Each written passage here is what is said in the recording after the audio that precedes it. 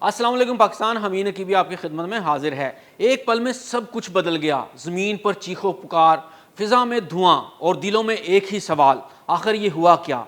भारत का सबसे जदीद और महफूज समझे जाने वाला बोइंग 787 ड्रीम लाइन सिर्फ चंद मिनट परवाज कर सका और फिर ज़मीन बोस हो गया। 242 जाने, जिनमें बच्चे, ख़वातीन, बुजुर्ग, सबके ख्वाब फिजा में टुकड़ों में बिखर गए। क्या ये महज एक हादसा था या कोई संगीन तकनीकी गफलत? आज की वीडियो में हम इस त्यारा हादसे के हर पहलू को खोल कर रखेंगे और आप जानेंगे वो हकायक जिन्हें सुनकर आप चौंक जाएंगे। क्या वाकई बोइंग 787 जैसा जदीद त्यारा भी इतना गैर महफूज हो सकता है? 242 अफराद की जानें क्यों ना बच सकीं? कहाँ कोताही हुई? क्या भारत में इससे पहले भी ऐसे हादसे हो चुके हैं और हुकूमत ने उनसे क्या सीखा? 12 जून 2025 अहमदाबाद का हवाई अड्डा।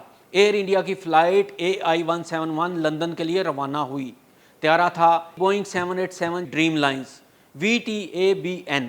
टेक ऑफ के चंद मिनट बाद ही राब्ता मुनक़ता हो गया। त्यारा अचानक मैगनी नगर के रहायशी इलाके में गिरकर तबाह हो गया। जाए हादसा पर धुआं, आग, चीखें और आसमान से गिरते मलबे ने पूरे भारत को हिला कर रख दिया। त्यारे में कुल 242 अफराद सवार थे। ये लोग अपने प्यारों से मिलने, कारोबारी दौरे, तालीम या छुट्टियां गुजारने जा रहे थे, लेकिन किस्मत ने कुछ और ही फैसला कर रखा था।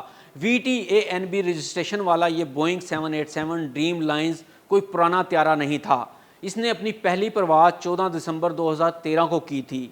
एयर इंडिया को डिलीवरी 28 जनवरी 2014 को की गई। हादसे के वक्त इस त्यारे की उम्र 11 साल 6 माह थी, जो आम मयार के मुताबिक बिल्कुल काबिल परवाज थी। इस त्यारे ने सैकड़ों कामयाब परवाजें की थीं। आइए इस त्यारे की खसूसियात पर एक नज़र डालते हैं। बोइंग 787 सीरीज़ का सेफ्टी रिकॉर्ड दुनिया के बेहतरीन त्यारों में शुमार होता है। इसे 2011 से दुनिया की दर्जनों एयरलाइंस इस्तेमाल कर रही हैं और बहुत कम हादसात रिपोर्ट हुए हैं, वो भी अक्सर तकनीकी नहीं बल्कि इंसानी या माहौलियाती वजूहात की बिना पर।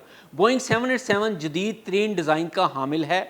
ये त्यारा 50% से ज़ायद कार्बन फाइबर कंपोजिट से बना होता है, जो इसे हल्का, मजबूत और फ्यूल एफिशिएंट बनाता है। एयर एरोडायनामिक डिज़ाइन की वजह से इसकी ख़ास शक्ल हवा में रगड़ कम करती है, जिससे न सिर्फ फ्यूल बचता है बल्कि परवाज़ ज़्यादा हमवार रहती है। इस त्यारे में Rolls Royce general electric Trent 1000 या GEnx इंजन इस्तेमाल होते हैं। ये दुनिया के सबसे ज़्यादा भरोसेमंद इंजनों में शुमार होते हैं, जो ईंधन की बचत और कम शोर में बेहतरीन कारकर्दगी दिखाते हैं। इस त्यारे में महफूज तरीन जदीद electronic system fly by wire technology इस्तेमाल होती है, जो रवायती मैकेनिकल कंट्रोल्स की जगह मुकम्मल तौर पर इलेक्ट्रॉनिक सिस्टम्स हैं, जो इंसान से तेज़ और गलती से पाक होते हैं। खुदकार ब्रेक, लैंडिंग और स्टॉल अलर्ट्स, ये त्यारा खुद पायलट को हर मरहले में अलर्ट देता है। अब जान लेते हैं कि इस त्यारे के फासला और प्रवास की ताकत कितनी होती है। इसकी रेंज 13,530 किलोमीटर तक होती है,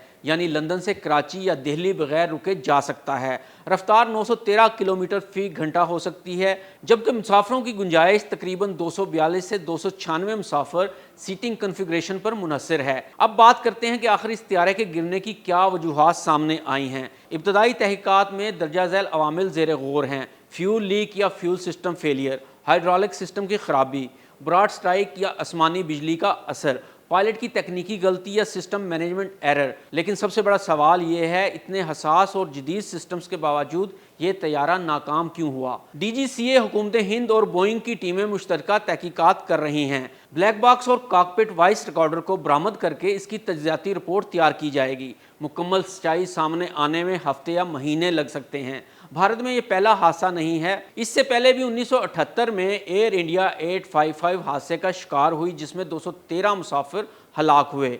1996 में चखरी ददरी मिड एयर कुलयन में तकरीबन 349 अफराद हलाक हुए। 2010 में मंगलोर क्रैश हुआ, जिसमें 158 अफराद हलाक हुए। 2020 में कोझिकोड क्रैश में तकरीबन 21 मुसाफिर हलाक हुए। क्या भारत की सिविल एविएशन सिक्योरिटी वाकई महफूज है या हर हादसे के बाद सिर्फ बयानात दिए जाते हैं? एक सवाल सबके दिल में है, क्या हम महफूज हैं?